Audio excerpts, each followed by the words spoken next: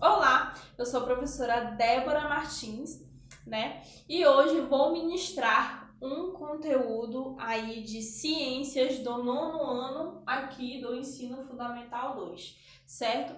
Então, gente, hoje nós vamos estudar aí sobre a diversidade dos vegetais, certo? Então, abram o livro de vocês na página 240, né? E vamos lá, certo? Então, gente, o reino vegetal ou reino plantae é caracterizado aí por organismos autótrofos, né, que produzem aí o seu próprio alimento e clorofilados, certo? Então, por meio da luz solar, realizam o processo de fotossíntese, né? E por esse motivo são chamados de seres o quê? Fotossintetizantes, certo? Então, vale lembrar, gente, que a fotossíntese é um processo pelo qual, né, as plantas absorvem energia solar para produzirem sua própria energia, né? Isso ocorre aí através da ação da clorofila, né, que é o pigmento associado à coloração verde aí das plantas, certo?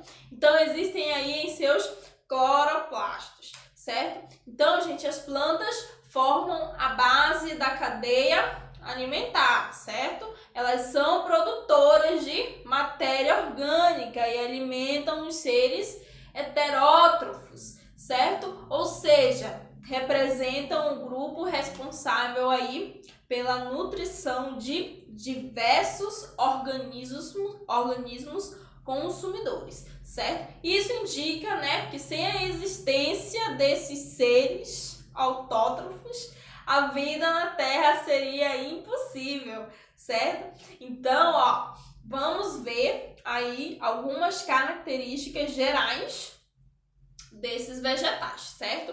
Então, essas características são eucariotos, né?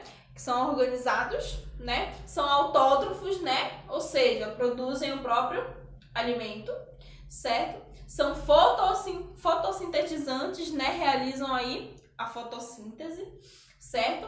São pluricelulares, né? São multicelulares, várias células, certo? Então, células formadas por vacúolos, né? Cloroplastos e celulose, certo? Então, no que diz respeito à sua estrutura, né? Basicamente, as plantas, elas são formadas pela raiz, né, que é a fixação e alimentação, pelo caule, né, que dá a sustentação e o transporte de quê? De nutrientes, folhas, né, que fotossíntese, e as flores, né, que reprodução, e frutos, né, que é a proteção das sementes, certo? Então, o reino vegetal, gente, é composto de plantas vasculares, que são as pteridófitas, gimnospermas e angiospermas, mas que possuem o quê? Vasos condutores de seiva, né? E plantas avasculares, né? Que são as briófitas, né? Que são esses vasos, certo? Então, hoje nós vamos falar sobre as briófitas, as avasculares, certo? Então, as briófitas são plantas que apresentam aí como uma de suas principais características a ausência de quê? De vasos condutores de seiva, ou seja, são plantas chamadas de avasculares, como eu já havia dito, certo? Então, as briófitas, elas são geralmente pequenas e encontradas aí com mais frequência em locais o quê? Úmidos, apesar de ocorrerem aí também, né, em outras regiões, certo? Então, as características das briófitas, né, elas são plantas assim que não apresentam vasos, né, condutores de seiva, ou seja, não possuem o que? Xilema e floema. Então, sua fase dominante no ciclo de vida é a fase de gametófito, né, ou seja, a fase do ciclo de vida responsável aí pela produção de gametas, certo? Então, gente, as briófitas, elas são plantas de pequeno porte, né, sendo aí um dos fatores, né, que prejudicam seu crescimento, né, a falta de vasos condutores, certo? Que impossibilita o transporte de água e nutrientes para distâncias muito longas, certo? Então, além disso, seu corpo ele é muito delgado, né, o que também dificulta aí a sustentação de plantas altas, certo? Então, algumas briófitas, elas são chamadas de talosas, né? E outras de folhosas, certo? As talosas não apresentam o gametófito diferenciado em raiz, caule e folha, certo? Já as folhosas, né, apresentam aí corpo diferenciado, certo? Entretanto, aí não serão aí considerados aí folhas e caules, né, verdadeiros, né, como uma vez que ocorrem na fase aí de gametófito e não possuem o quê? Vasos condutores, certo? Se denomina, né, as estruturas aí semelhantes, né, as folhas, né, de filídeos, né, a estrutura semelhante ao caule de caulídeos, certo, das briófitas. Os gametófitos, né, das briófitas, né, apresentam aí estruturas semelhantes a raízes, né, chamadas de rizóides, né, que atuam aí ajudando a planta a se fixar no solo, Os rizóides diferenciam-se aí, né, das raízes, né, porque elas são aí encontradas em esporófitos, né, de plantas vasculares e não apresentam vasos, né, condutores, né, especializados aí na condução de seiva, certo?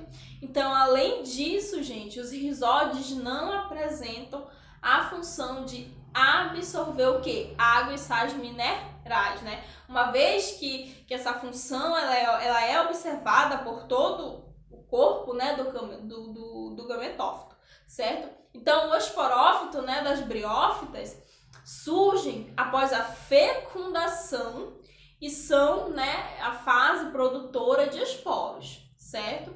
Então, os esporófitos, né, permanecem fixados ao gametófito após o seu surgimento e são o quê? Dependentes deles para a sua nutrição, certo? Então, gente, geralmente o esporófito ele é diferenciado em pé, né, que permanece por arquegônio, né, do gametófito, né, seta e cápsula, sendo a cápsula, né, o local onde são aí produzidos os esporos, certo? Então, geralmente os esporófitos de musgos, né, antóceros, né, são maiores e mais o quê?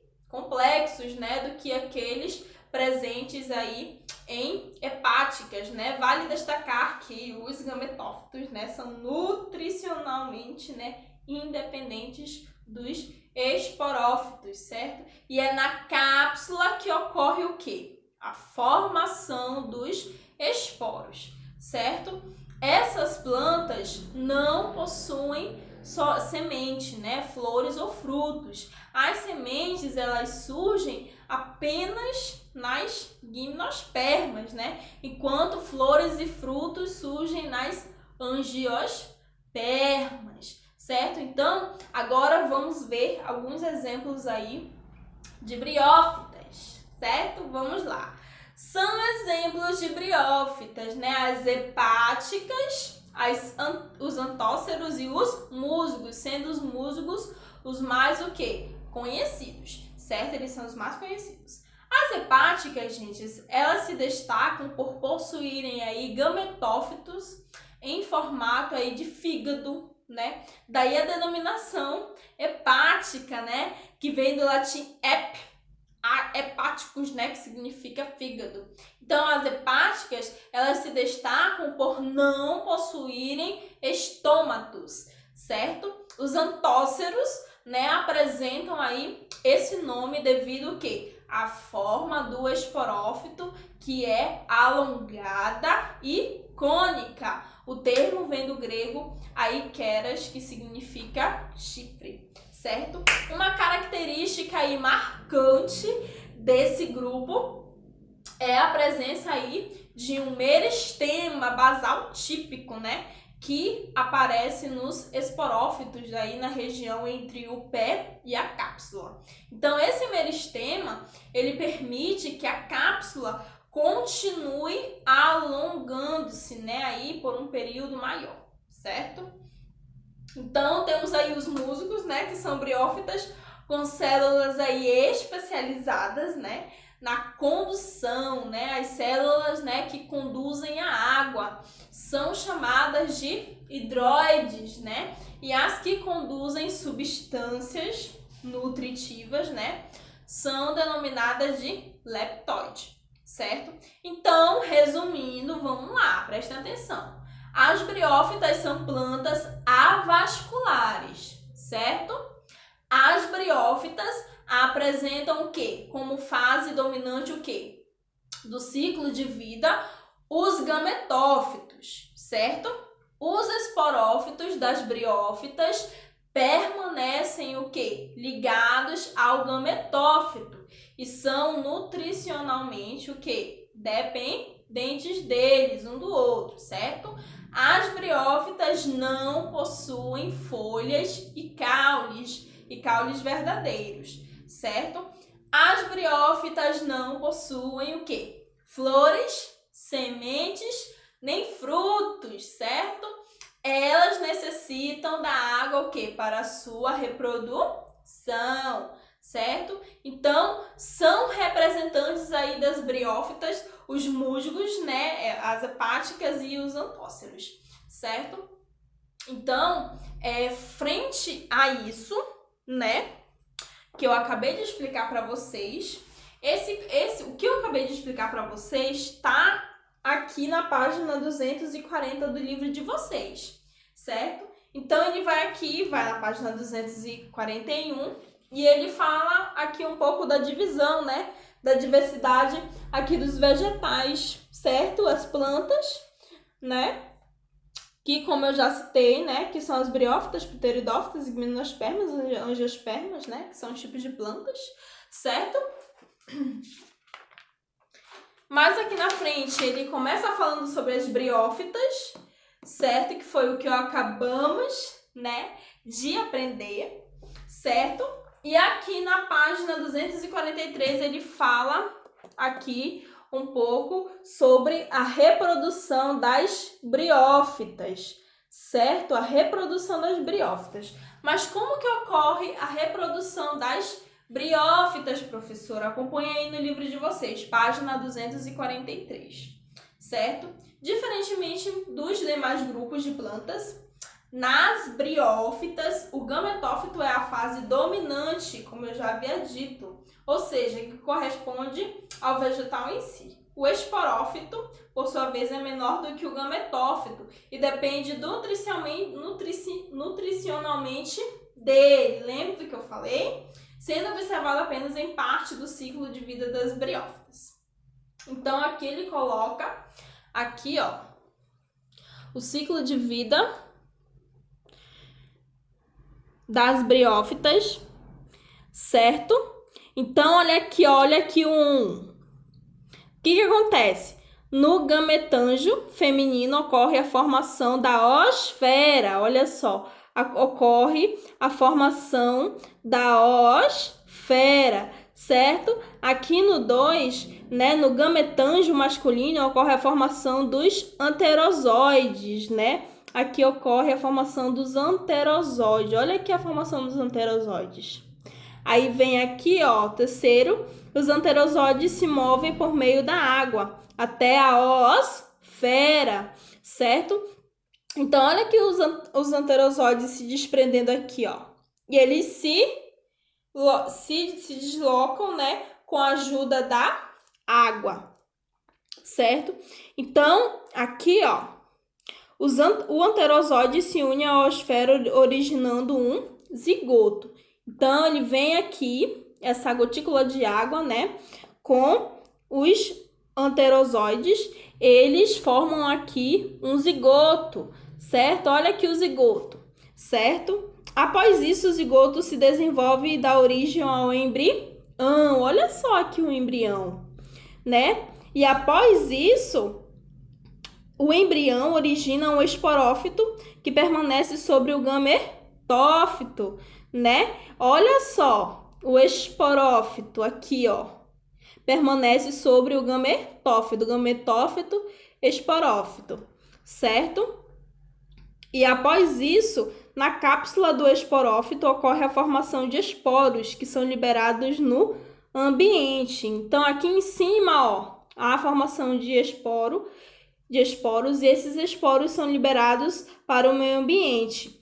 E ao encontrar, né, as condições adequadas, os esporos se desenvolvem dando origem a gametófitos femininos ou masculinos, certo? Então, hoje, nossa aula de hoje foi o quê? Sobre a diversidade dos vegetais.